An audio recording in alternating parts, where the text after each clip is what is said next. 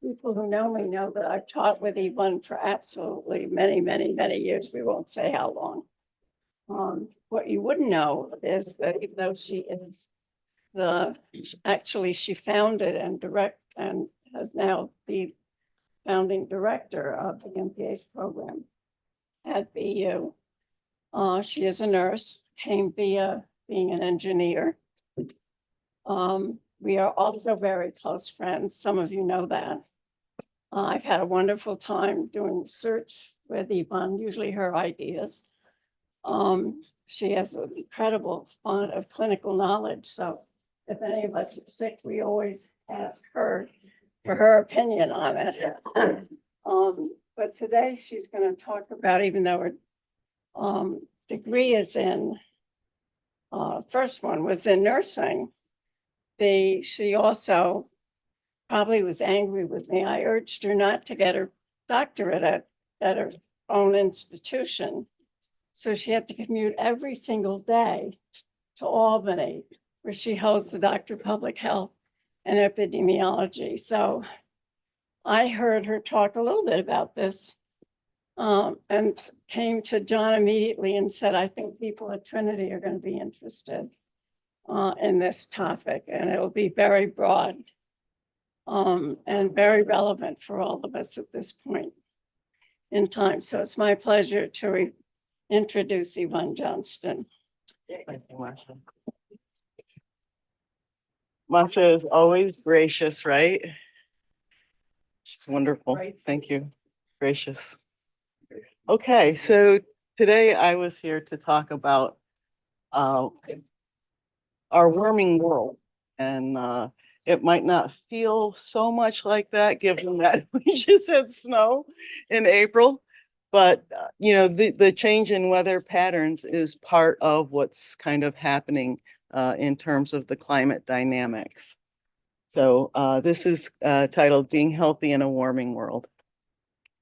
So I've been working with Binghamton 2 Degrees initiative on campus, and oh, okay.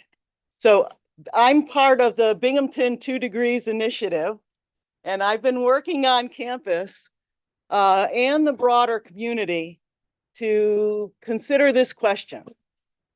What will it mean to live in Binghamton under 2 degrees of warming, right? And what can we do now to prepare? So climate change is going to alter all aspects of our lives in very profound ways. So I'm going to challenge you to think about what that's going to look like, okay? So the United Nations Framework Convention on Climate Change stated that stabilization of greenhouse gases in the atmosphere could prevent anthropogenic, that means human-caused, interference with the climate system. And a 2 degree, the reason why we picked 2 degrees is a 2 degrees rise in global temperatures is considered a critical threshold above which there are going to be dangerous and cascading effects as a result.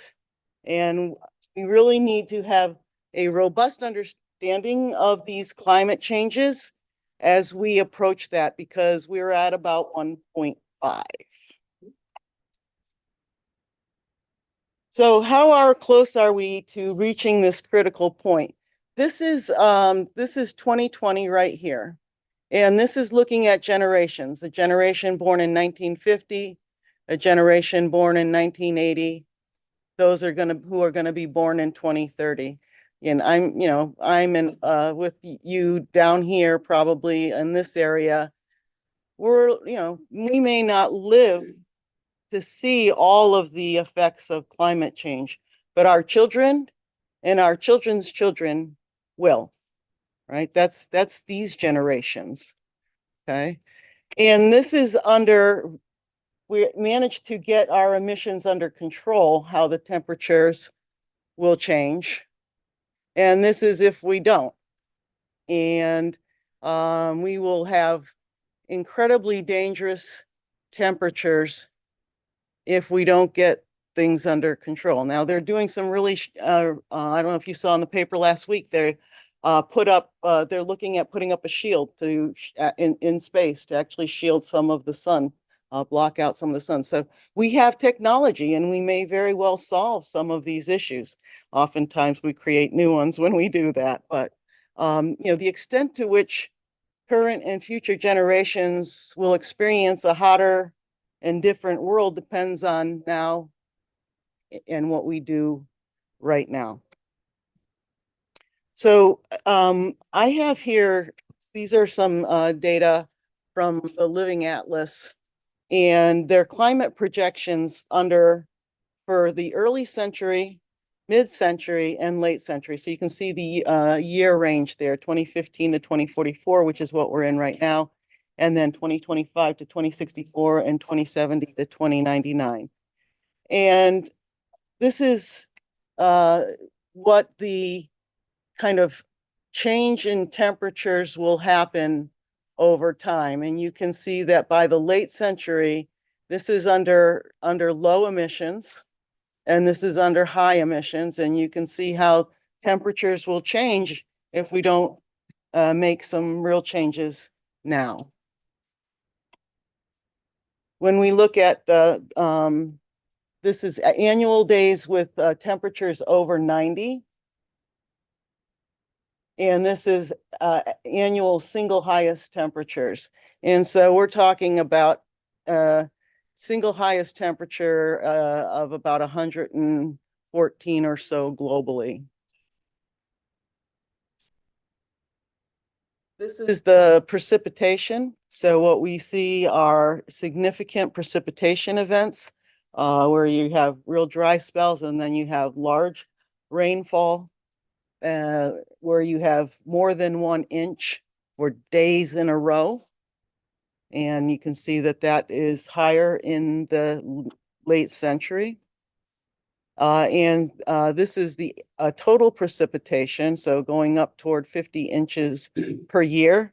And this is going up to about 6.5 days in a row where you're getting more than 1 inch of rain per day by the late century under high emissions. So what I've done here is I've looked at Broome County, Shenango County, Delaware County, Tioga County, and Tompkins County. Those are the counties in the southern tier of New York, our region, the way New York State looks at it. And this is under low emissions and high emissions, more than 90-degree Fahrenheit days. We'd have 12 of those per year under high emissions. High temp, 96, and going from 41.9 to 42.2, 3.6 to 3.8 with number of days have 1 inch of rain or more. So it doesn't look too bad for us here in Broome County, right? This is where we are, early centuries, where we are right now. But as we move forward, right, this is where we are now and this is under high emissions. As we move forward into the mid-century, what we see is increasing number of 90-degree days under high emissions. That's almost 22 days per year that are over 90 with a high temp of 98.8. And then going up to 43 inches of precipitation and more than 4 days in a row of rain of 1 inch or more. And as we move to the late century, and we look at the high emissions, goes to 50 days over 90 degrees, high temp of 104, almost 45 days, 45 inches of precipitation, and more than 5 days where we have 1 inch of rain, 5 days in a row where we have 1 inch of rain or more. Yvonne, can you talk about what constitutes a flood in here? I'm going to talk about like kind of the impacts of the health. Yep.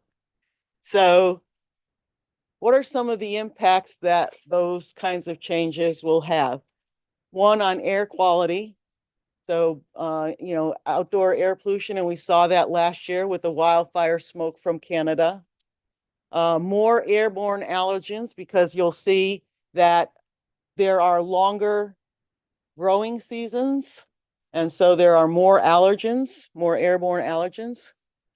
It's going to damage and stress our infrastructure. And so we need to be thinking about that. And we all are aware of infrastructure this week because of, right, the bridge that collapsed, the Francis Scott Key Bridge that just collapsed.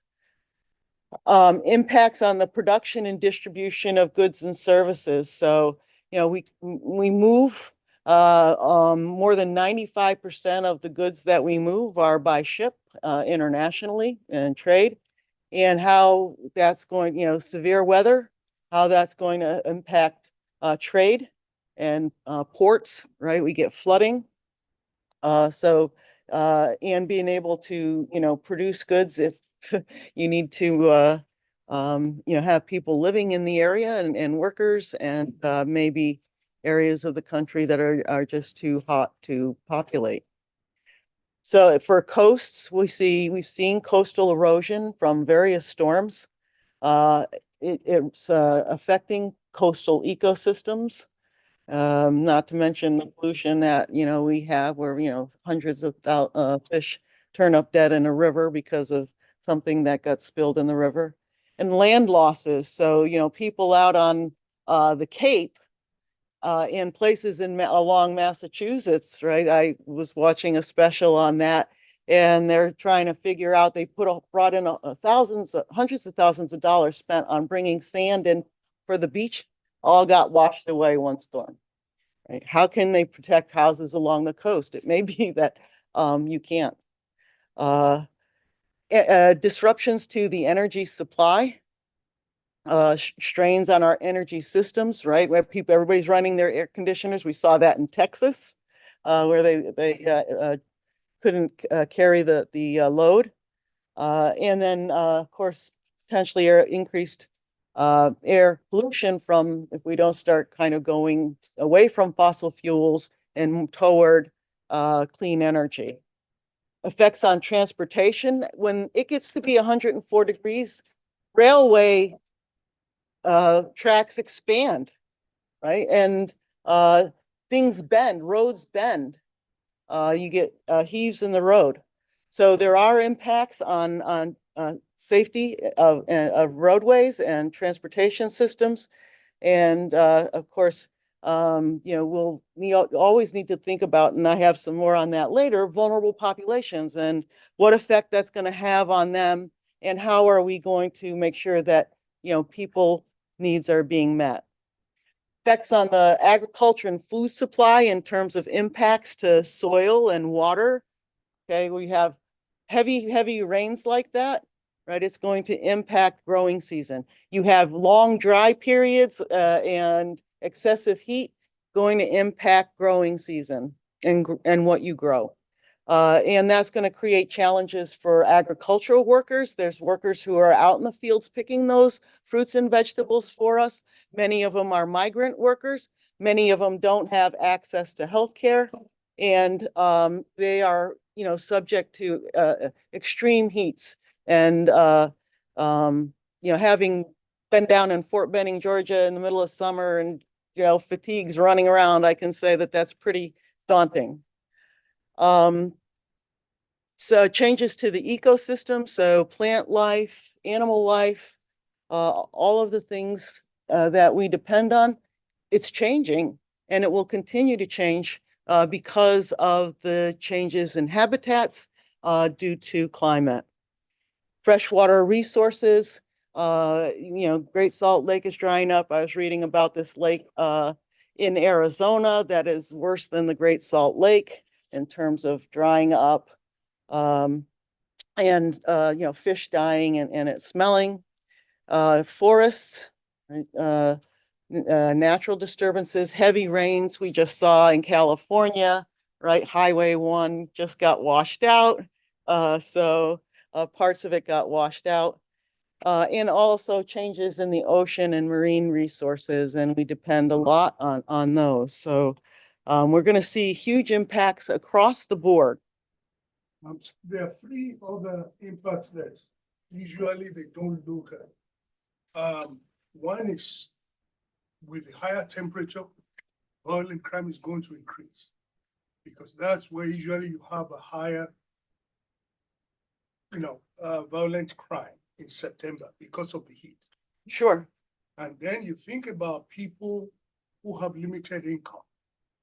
If it gets too hot, they cannot exist. So that means that it's going to cut down on the, it's going to increase the mortality Mhm. of those, those people Absolutely. in that area. Absolutely. And then when you look at that, it's going to affect the way things get done in terms of the people. Because when you do this, people who may not have the resources to have their home cooler during the summer months or things like that, that means that it's going to cut down on their lives too. It's going to affect older people and it's going to affect younger people. also. Absolutely. And the Yep. health impact, we need to factor that in. Absolutely. Slide Absolutely. So he was saying how, as temperature rise, people don't have air conditioning. Actually crime rates go up, which is true. And many people who don't have incomes to support being able to cool their homes, all right, end up living in very high heat conditions, and it's fatal, right? It can be fatal. And I have a slide that shows mortality associated with heat. This slide here shows this is the fall frost, and this is the spring frost. And so the time in between is the growing season.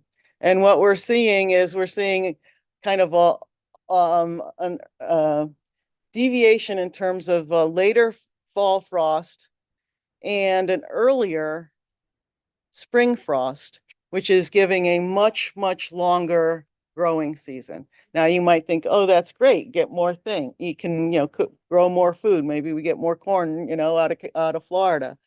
But that's not the case, because not only is it the fact that you have the longer season, but it makes it more difficult to farm the land when you have those excessive rains and when you have the excessive heat, right? And we've seen losses with the rains. You get mold, right? So things can go bad there. So changes in the length have both positive and negative effects, right? It could allow them to diversify crops, but it could also limit the types of crops, right? And it can also change, like we have invasive species that feed on crops and limit the yield for them. This slide here is the National Risk Index. And the way that this is calculated by the Federal Emergency Management Agency is looking at expected annual losses, looking at social vulnerabilities, and looking at community resilience. And they have factors that go into each of those. And there's a very high is red and very low is blue. And you can see that a large chunk of the, kind of western part of the US here is mostly blue. Lots of New York, upstate New York is darker to lighter blue, but Broome County here is sitting in the yellow at moderate risk. Okay. And part of that has to do with our social vulnerabilities. Now that's us right there. And you can see the Atlantic seaboard, right? All along the Atlantic seaboard is at a high risk. High risk because heavily populated, high risk because we have a lot of coastal cities. So this is the various hazards that are put in the National Risk Index. I selected the ones that were relevant to our area. And ice storms, landslides, tornadoes, we're at relatively moderate risk, but as you see here, the river flooding is relatively high risk. And we have seen that here in Broome County. And there's two types of flooding that can occur. We just had one where we had a lot of heavy rain, and there was actually flooding in some areas of the southern tier, up Oneonta way. You're right, the streams fill, the streams overflow, and you get flooding from the tributaries. Then we have the big ones, right, that we had uh, with the Susquehanna River flooding in 2006 and 2011, right? 2006 and 2011, we were both responding to the flooding through, we established the emergency shelter at Binghamton University, and Masha and I were heavily involved in running that. So that was um, 2011, right? We had 6 to 12 inches that occurred over our area that flooded it. And you may remember this well, right? You might have to add earthquake down with that problem. Right, earthquakes. Right, so that the tectonic plates, right? When you have a one on hit, you see a shift on one side, as what happened in Taiwan. You tend to see a shift on the other side of the plate, and that just happens to be running through New Jersey and New York. So when we think about vulnerabilities, right, we think about their person's actual exposure to the sun or to the elements, to the hazard, and how much time you spend in it. So if I just go outside and it's hot, I come back in, I'm in air conditioning, no big deal, right? But if you're in it day after day and you have, 5 days of over 90-degree heat, it takes its toll physiologically on the body, as was mentioned. And there are individuals who are more sensitive to these kinds of things. And you mentioned a couple of them, right? Always very old and very young. And there are many things that it can exacerbate, asthma, when you have the poor air quality, right? There's lots of impacts there. And people who have underlying health conditions also show sensitivities to these kinds of changes. And then there's adaptive capacity. So what's really amazing about the human body, and I taught pathophysiology for years, is its ability to respond. So we can respond to a wide range of stressors, physiologic stressors, heat, cold. I went to the Rumble Ponies opener yesterday. It was 45 and freezing out. Right, but you can adapt. You can generate heat, shiver and generate heat. You can sweat and remove heat, but your body only has so much capacity to do that. And when you exceed that capacity, then the cycle starts where things break down, and it starts going the other way very fast. We need to think about these kinds of vulnerabilities as we think about those populations that are going to be most sensitive to these types of things. So the Centers for Disease Control has something called the Social Vulnerability Index. And that looks at socioeconomic factors, household composition and disability factors, language and minority status, housing and transportation. And, we know that these are called the social determinants of health, and that our healthcare system only accounts for about 15% of the health of our population.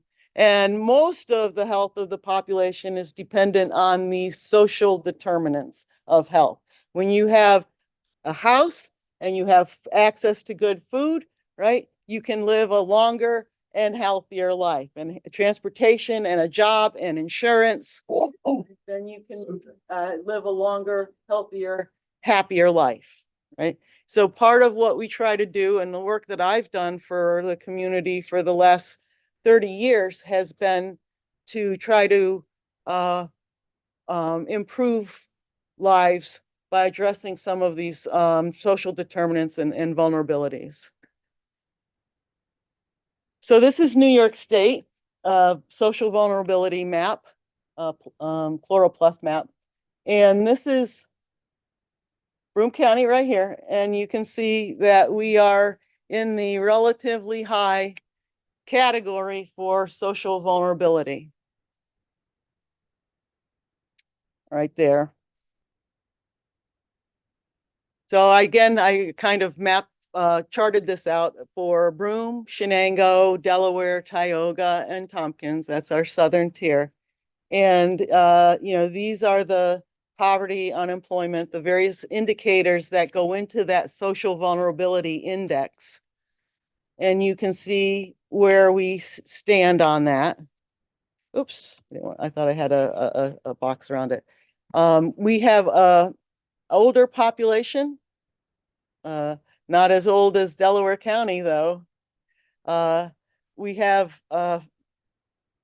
higher disability, these 4 counties than, let's say, Tompkins County. Tompkins County tends to be younger.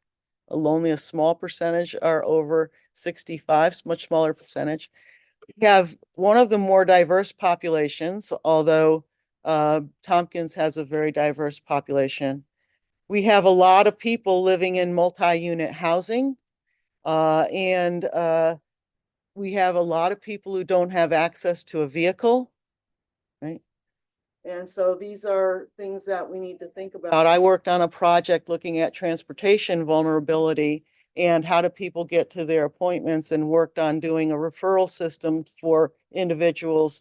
We have something 211 first call for help. You can call, you need transportation. You can make arrangements for transportation, and we had that set up so that there was referrals made right at the time that they got done with one appointment and they were setting up their next appointment. Find out if they need transportation and get that scheduled right away, right? So transportation is huge. Climate change and health equity. So it's not, right, it's disproportionately affects communities.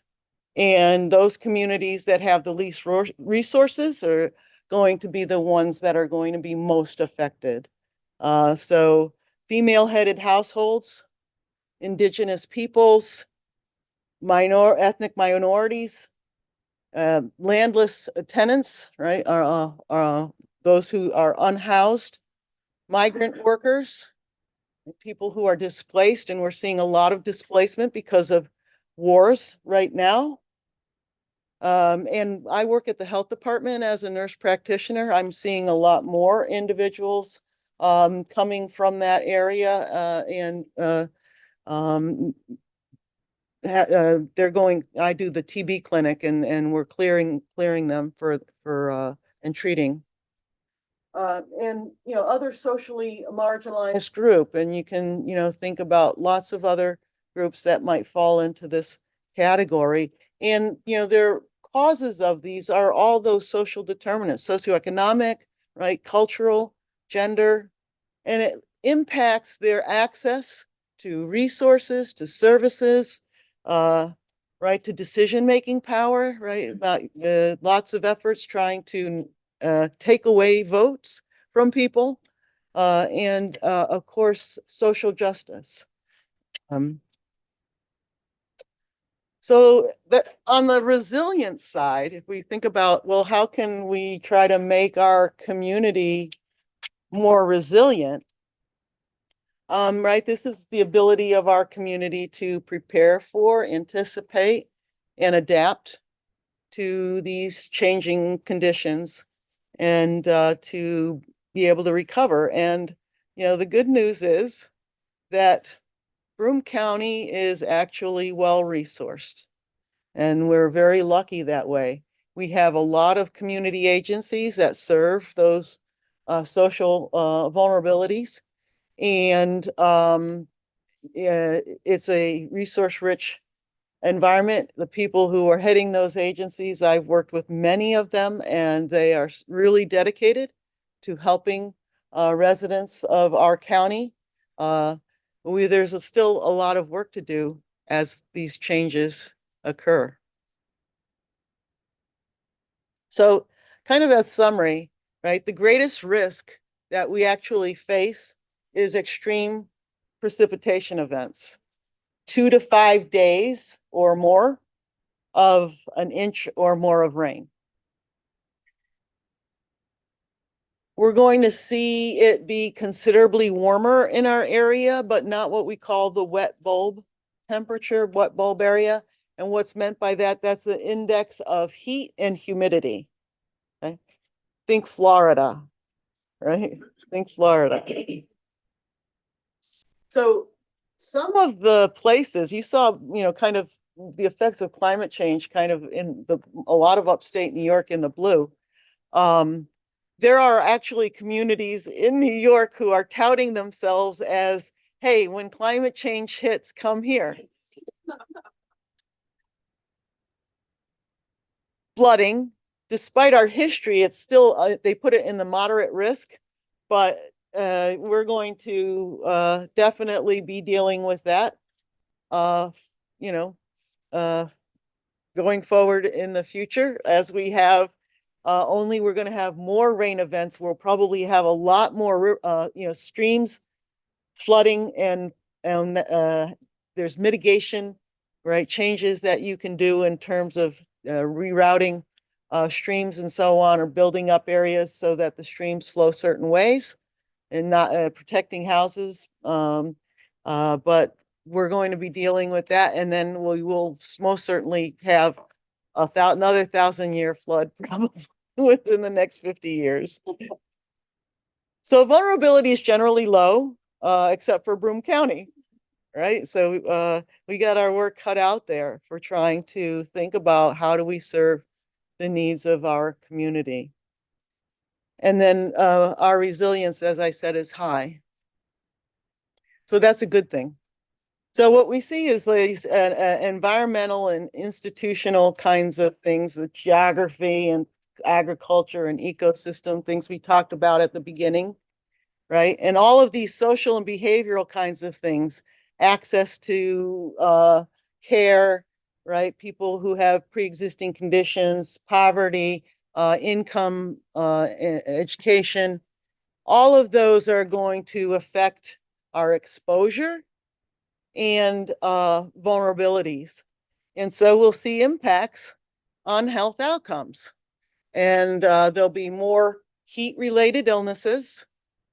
There'll be more cardiorespiratory illnesses, hospitalizations, more food, water, and tick-borne, vector-borne health issues. So things like, think about West Nile virus. Okay.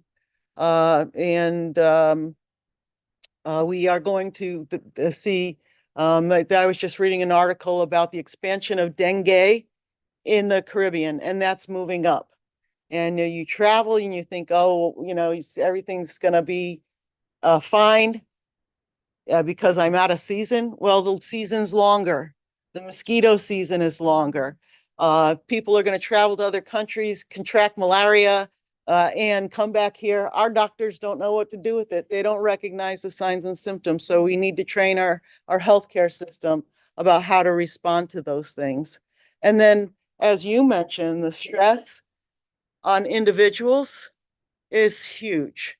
The, worry about the well-being of your family and how you're going to care for them. We have a lot of, older individuals in our county, and, many of the younger children have moved away, right? And we got to care for each other. We got to look out for each other. So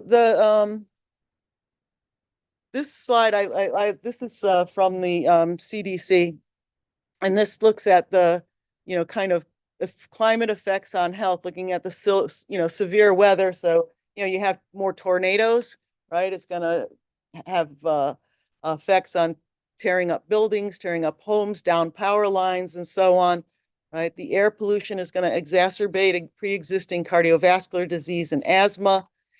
The changes in the vector ecology, we all know that, like, when you leave things out, standing water, right? That's a breeding ground for mosquitoes, and mosquitoes carry these kinds of diseases like chikungunya and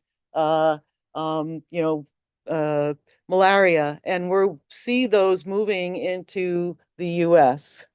And we'll also see more Lyme disease, right, which is also borne by ticks. So more allergens, as I mentioned, right? And we have, good sewage in our country. Not all countries have that, right? But the cholera, whenever you see the flooding, right, there's the danger of cholera. You have contaminated water, you get boil water calls. But we still do have, I mean, if you were to go out hiking and drink creek water, you could come back with giardia, right, giardiasis, because there are worms that you can drink in creek water. And there'll be more of those kinds of things. Malnutrition and diarrheal diseases can result from some of these social impacts, right? The wars and supply impacts on the supply chain. And then, forced migration, right? People moving out of areas. This is going to be huge for, there are some island countries in the Pacific that just won't exist anymore. Civil conflict, right? We'll see that, more of that. And, right, that it impacts mental health globally. So this is heat-related deaths when we look at health outcomes that are associated with some of the impacts on health. And this is the blue line is the orange line is what happens all year long in terms of the mortality rate, heat-related deaths. And then this is from May to September. And you can see the spikes in mortality during the summer season. And heat is actually the leading weather-related killer in the US. I don't know if you know that. Most heat-related deaths are preventable, right? And we need to do outreach. We need to do safety checks and well-being checks. And then heat-related illnesses. So, you can end up in the hospital and severely dehydrated but not experience a death. And you can see here that the 35 to 64 and 65 and older are higher risk for heat-related illnesses than the younger. You also see that men tend to be at higher risk for heat-related illnesses than women. Any ideas why? Farming. Yeah, outside work, right? They're the ones doing the outside work a lot of times. That also leads to increase in number of skin cancer. Yep. So I worked for NICAM as a nurse practitioner for years. I did firefighter physicals for across all of upstate and central New York. And we had farm days. NICAM is New York Center for Agricultural Medicine and Health. And I would go on the farm days, and what we did was we were screening farmers for cancers, looking on the tips of the ears and so on, and the tops of the heads. So that's huge. And we'll see more cancers, more skin cancers as global temperatures rise. This is cold-related deaths, and this is underlying cause of death and underlying and contributing cause of death in terms of cold. So, people who don't have heat, right? Don't have cooling in the summer, don't have heat in the winter. And death rates in the winter months have been 8 to 12% higher than in non-winter months. And, we know that can also exacerbate those underlying conditions. Right? So people who are exposed, hypothermia, frostbite, right? And, when you get frostbite, many times you can't reestablish circulation to the area, and either a finger or a hand or a toe or a foot or a whole half leg or arm, it has to be amputated. And people get frostbite on their nose, and then they don't really literally have to take the nose off the face and have to reconstruct. So let's think about the health impacts of climate change. And, you know, and people who are unhoused, right, are going to be particularly susceptible to cold exposure. So I got here, let's kind of think about the health impacts of climate change, right, for us. I was hoping to have some discussion, and we're kind of split up. And I'll put half over here and half over here. And if you want to, we can do one of two things. We can break into two groups and have some discussion around these little cases that I created. Or we can just kind of go through it together and talk about case one and then talk about case two. What would be your preference? Second choice. Second choice. Okay. Answer B. Okay. So scenario one is after a week of high temperatures, okay, it's 2035. The news reports that the temperature would be above 90 degrees for at least another week, with temperatures topping out at 97.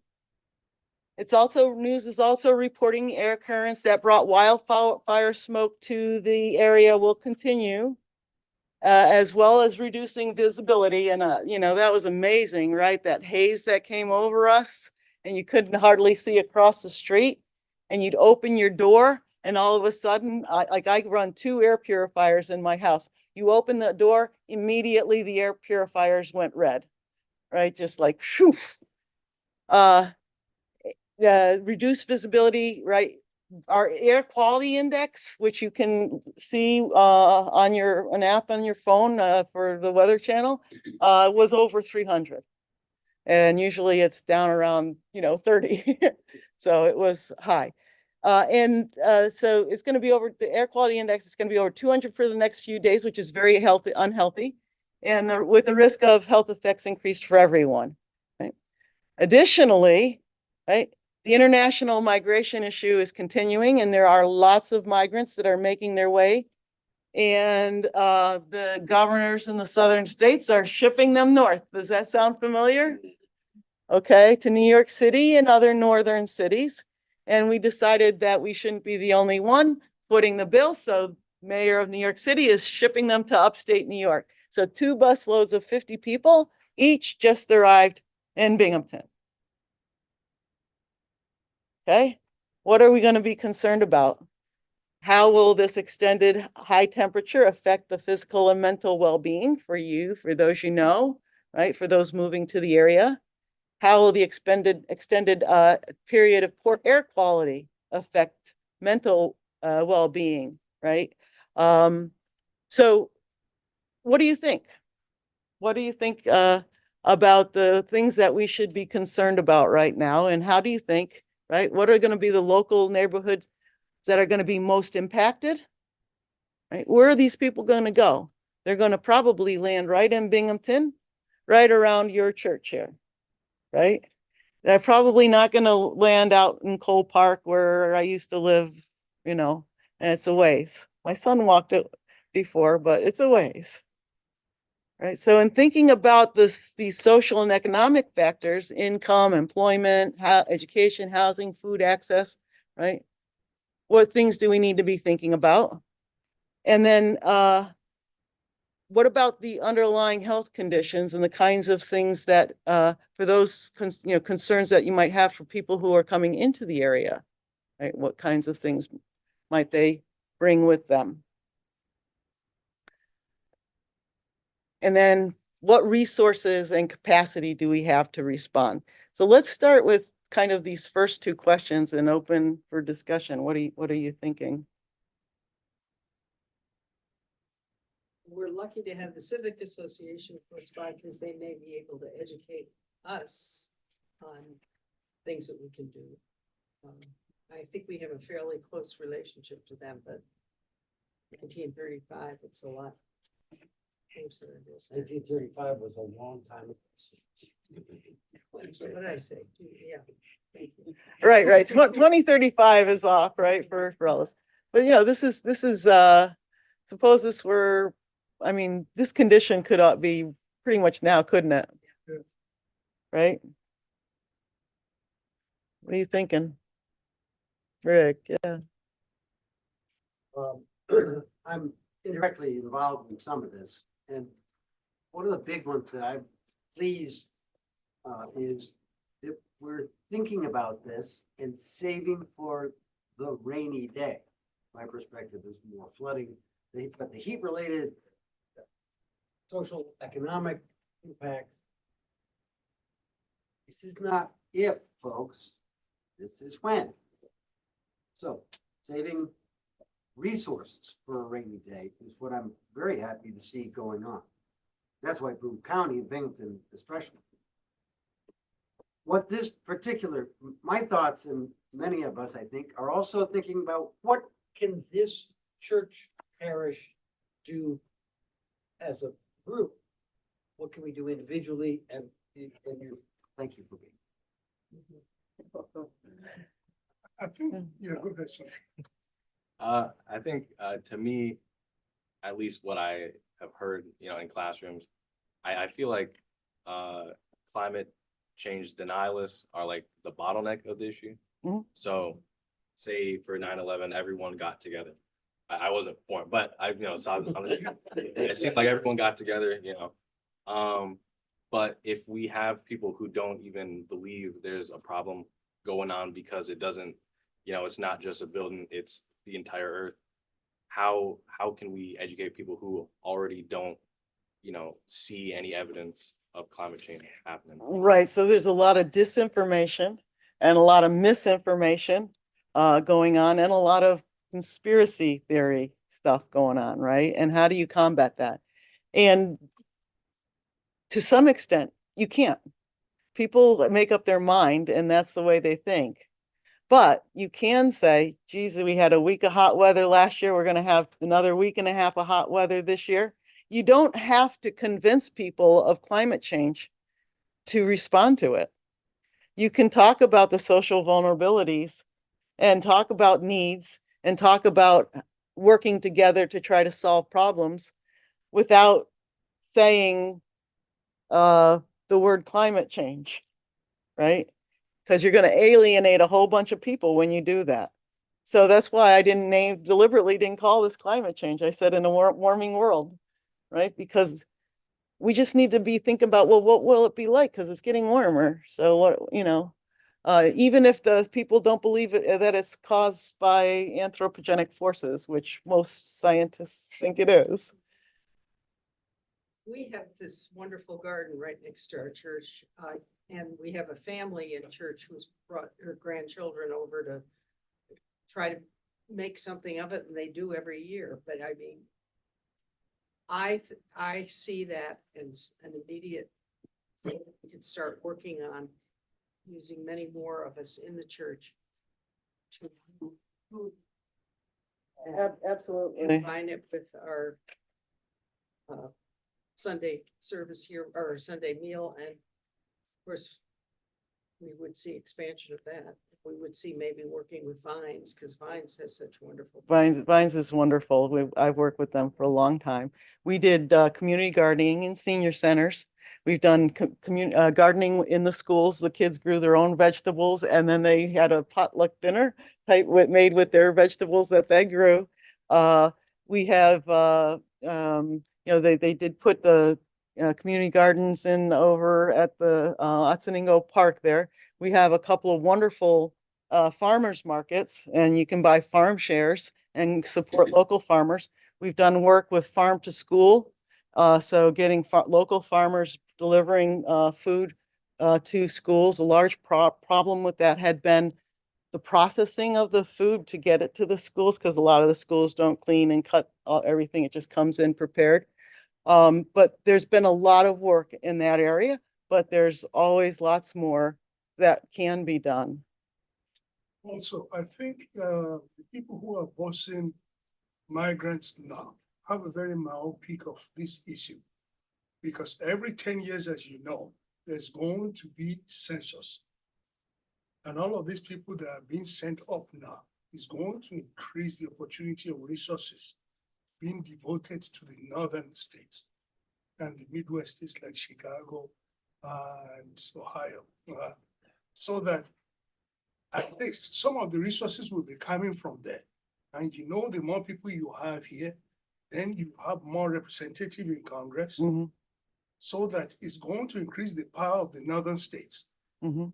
You know, these states in the south didn't realize, they don't think in a strategic manner.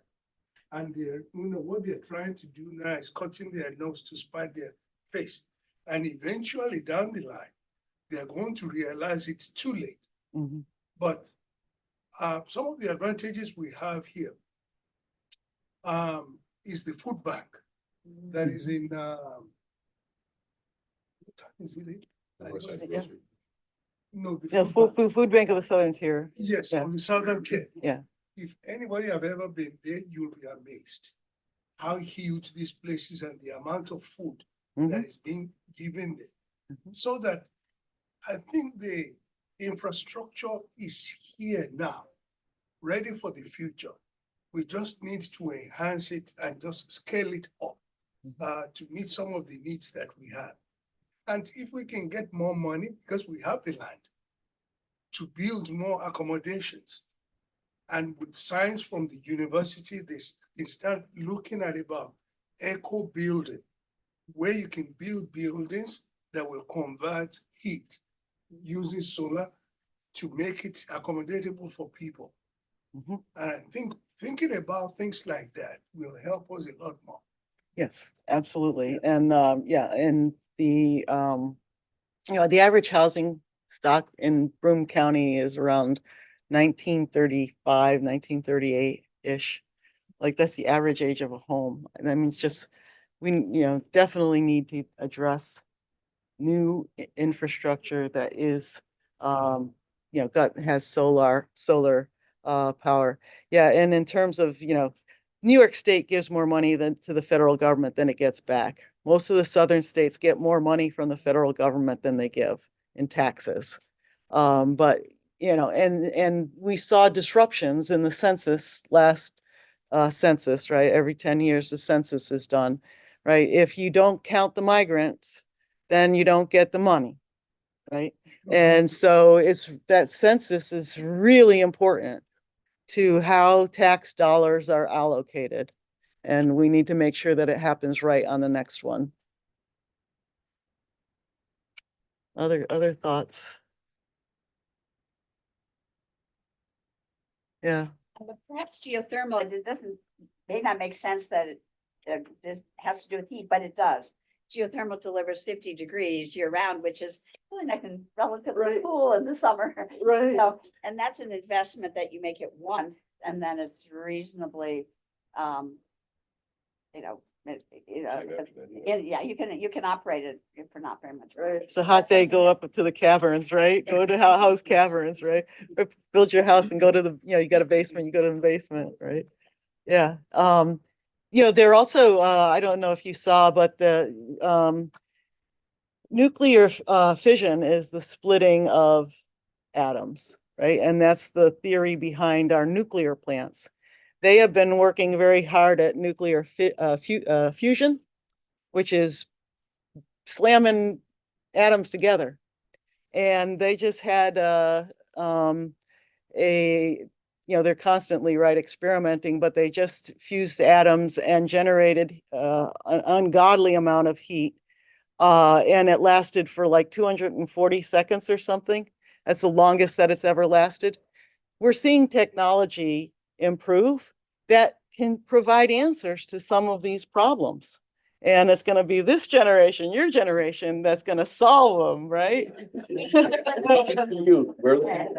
looking to him, right, to solve these kinds of things. And I think we need to try and educate young people because they don't seem to, this is normal because by virtue of being older, we have a better perspective on the history, where we are now and where we may be going in future, which they don't have, to try to advise them and educate them to take this very seriously because they have a limited power that they don't even know how to harness. Mm. Because I was talking to Daniel some time ago that if they can decide young people to come up with a direction for either of the parties and go to their convention and say that if you can commit to doing this to change the weather, you have this block of votes that you're going to get. Because, politicians, if you don't have votes, Yep. you don't Yep, exist. you don't have voice, you don't have exist. voice. Yeah. So that instead of them having to wasting their resources, looking for a third part, third option and things like that. If they can just come up and use the power that they have in a strategic way to make sure they get an action to move in this direction, I think, it's going to make a major difference. Absolutely. I vote for Daniel. Yeah, and we've seen a number of young adults, very, very young adults, who have made it to state legislatures, are making their way into the House of Representatives, not really into the Senate yet, but there's some real young, thoughtful, caring, committed young adults that are just, I look at them and I say, wow, sure, Daniel's a wow. It's just too bad that we never hear about those kind of Yeah. congressmen. We only hear about the rabble. Right. Yeah. That's what gets the views, Right, the clicks. The good stuff doesn't. And the good news, the city council in Binghamton, for the first time in a long time, has more young people than older people. So that's Yeah. really, Thanks to Daniel and his group. right? Sorry. I said, thanks to Daniel and his group, we got them elected. But, I think your point is well taken in that, we say, well, that's, I'm not going to may not be around in 2035, but we have a responsibility, don't we, to our young, to motivate them, to guide them, to, right, tell them they can do it, right? Give them confidence to do, show them how to do, talk about your experience and what you've done on how to help people or how to contribute or how those things have brought meaning to your life. Those are the things we can do, right? The cliche is lead by example. Exactly. Let's just talk for a few minutes about the other scenario. This is 2070. I definitely won't be around for that. The torrential rainfall, okay? And we got another 4 to 5 days of rainfall, significant stagnant weather pattern over the northeastern US. And we got local flooding of streams, and we got kind of moderate severity, and we've had several hurricanes, right? The sea levels are going to rise. Most of New York City is going to go underwater, I don't know if you've seen we've had some heavy rains, subways are flooding now. It's risen, sea level has risen to cover 1% of the land area in New York City. If we have sea level rise and parts of New York City go underwater, where are they going to go? Yeah, you're going to move upstate. What's the first city on the road? Binghamton, right? We're going to get them here. We are going to get people from other countries, other states, and even from within our own state. We're going to see migration to upstate. So what do you think about that? What do you think about this scenario? I think they need to invest in dredging the Susquehanna River to make sure that it's deeper. Because if it's deeper, then you can have a higher volume. A higher volume of water being processed through and clear all of the trees that they have in the water and everything. Just clear them out. Sure. When I was in Albany, going to school, they were dredging the river, and it was a huge political thing. And the reason being that when you dredge a river, all of the mercury and toxins that settled to the bottom all get dredged up. And, that's an issue. And right, mercury collects in little fish, then the bigger fish eat the little fish, and then the bigger fish eat the medium-sized fish, right? And it concentrates as you go up the food chain, the mercury, right? So then you get the things like, well, you can only eat fish from the river once a week, right? So there are, dredging is one answer, and they're talking about dredging on the river where the Francis Scott Key Bridge went down, because they want to make a safe channel for the boats to go in and out eventually once they get the debris cleaned. But it's not without its risks. You want to say something, Rick? It sounds great. We're dredging rivers for the purpose of environmental cleanup, which is what's going on in the Hudson. For the purpose of deepening the channel for these ponds. For some huge ships that were not originally designed for, are good reasons to dredge. Dredging for the purpose of eliminating flooding is nonsense. Geologically speaking, it will fill up. Mother Nature will have her way. We used to dredge the Susquehanna for the purpose of a ferry boat going from the Binghamton Vestal area down to the Hiawatha Island to gamble with the casino there and then come back. And that was dredging for the purpose of making it deep enough for that riverboat. It's not a long-term solution to preventing flooding. From what I've read, the approach to manage flooding, something called sponge cities or sponge landscape in general, where you provide space for the water to be absorbed, spread out, absorbed into the soil. Hope there's enough soil for all the water, and in that way reduce the peaks in flooding. One way to do that is to encourage something called permeable pavement and pull up, it's the paving that has a lot to do with the flooding. Yep. So if you can pull up the macadam and put this permeable paving, Right, you improve your right. chances, you don't. So the more It takes that theoretical raindrop to go from the ground into the water course where it may flood. If you increase that amount of time by letting it go through the soil, which it's done for most of eternity, will slow down the flooding. Exactly. Yeah, absolutely, right. So the more paved areas there are, right, the more runoff you have, and all that runoff goes into one place, right? So permeability is really, really key. Other thoughts? Just about at time. And actually, just permeability is one of the cheaper solutions as all in the grander scheme of things, so. Right. Actually, one other thought about the demography that you were talking about, and that is that the planners need to be really planning social infrastructure, education, and all of that in advance, so that it doesn't come tumbling down on them. Absolutely. So what are we doing about this? We have a climate summit that we're holding in just a couple weeks. We're the first day of the summit. We have a whole bunch of community agencies. We're going to get them all together in a room. We're going to talk about what are we going to do. And then on the second day, April 27th, which is a Saturday, Binghamton 2 degrees. Which is Yeah. Red Cross, it's a whole bunch of great.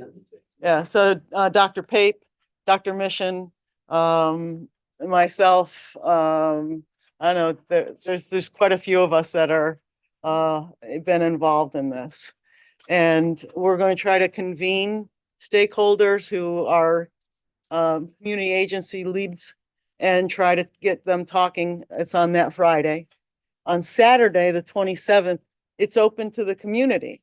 And we will, I can send out the information about the location so that love to have all of you attend that if you are available and not too busy on that Saturday, especially if it's maybe raining and you got nothing better to do. But what can we do? Understand the science, right? Try to address some of the harms and mitigation and adaptation and be part of the solution instead of just, worrying about things, well, everybody doing their part can help. Becoming a client advocate, right? Communicating that to others, raising awareness. The whole point, I've done a number of these in different kind of talks in different places. The whole point isn't that we're going to sit in this room and find all the solutions right now, right? But the point is to try to raise awareness about the issue so that maybe some of us have that a little bit more forefront in mind and can think about what can I do for my part? What can I do for my part? Even if it's just checking on your neighbor. Serving on committees in organizations, being in, getting involved. Preparedness. So everyone should have a go kit. If you don't have a go kit at home, you should. This is if you were to experience a tornado, if there was something that happened, you have something you just grab and go. It's got, things that you would need if you end up in the emergency shelter. When we ran the shelter, emergency shelter, it was, most people came in without any medications. We are trying to figure out, who needed insulin, who needed this, right? So having something ready to go is really critical. And there is a website, and I think I have it on here in the resources. It's a ready.gov, and it tells you what kinds of things you need to put in your go kit. That's something that you can do and probably should do. And think about green environment. We just they're passing legislation to limit emissions out of tailpipes, which means that most cars that are being driven right now on fossil fuel are not going to meet the emission standards, and it's going to drive the move to hybrid and to electric. Waste management, we got to think about that. I know I started composting in my backyard. I got a compost bin. You could go up to the dump and Broome County dump, and you can get a compost bin and start composting, right? Try to recycle as much as you can. And the microplastics things, that's a whole nother conversation. And then being able to know how to respond. Like, what do you do if your neighbor is overheated? What would you do, right? Get some cool towels, put them on the forehead. One of the best places to put the towels is on the back of the neck, okay? Because there's the blood flow. These vessels are close to the surface, and it's going right to the brain. It'll cool things down, right? So you got to think about how can I respond, right? And get myself prepared for a disaster should something happen. And then also, how can I help a neighbor in need? Right? Of course, building physical and emotional resilience, which is something a church is really good at, right? Being able to have that sense of community, being able to feel like I'm my brother's keeper, and being able to provide emotional support for people who may be in need. So we have steps our healthcare system can take, and then there's these climate resources here that I've put in here for you. These are federal ones. The ready.gov, resolved to be ready, is on the bottom on the left there. And then these are some web-based ones for climate. So you might be interested in taking a look at a few of these, Daniel. And then these were some of the resources from the presentation. And we are just asking people to, if you can scan the code with your phone, just asking people just one or two questions, just kind of asking about how much you've been exposed to climate talks and so on. And appreciate if you could scan the code. I never know. You don't know what to do with these. You can just take your camera with your and take a picture of it, and it'll take you right to the website. Oh, yeah, you have to push on the little. You got, yeah. Link that comes up, that little yellow link will come up. There'll be a framer on it, a little yellow link, and you poke on the link. I never know what happens. Okay.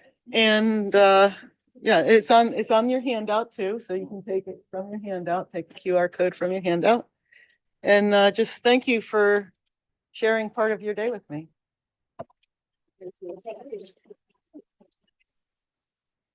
Remember, there's no planet B, right? There's no planet B.